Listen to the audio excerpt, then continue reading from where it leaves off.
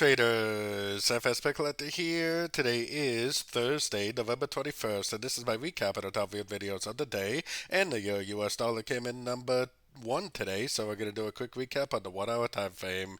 If you didn't see my full top down analysis on the euro dollar for this morning, make sure you check out the video linked at the end of this video over here.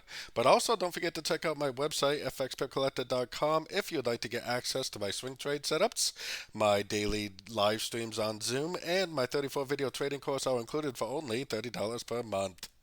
So if you watched this morning's video, I was talking about how price is probably going to go down to at least this 100 to 105% Fibonacci extension.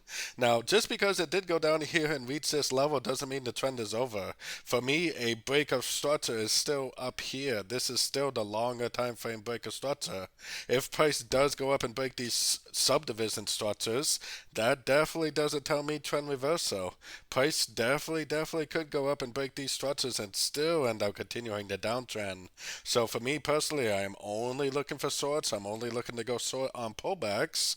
As long as it doesn't break this higher time frame structure level, I am definitely only looking for shorts. Only looking for shorts at the end of three-way pullback, Fibonacci bounces, and big engulfing moves to the downside. So don't forget to join my free Discord group. It's a link down here in the corner. And as always, thank you and happy trading.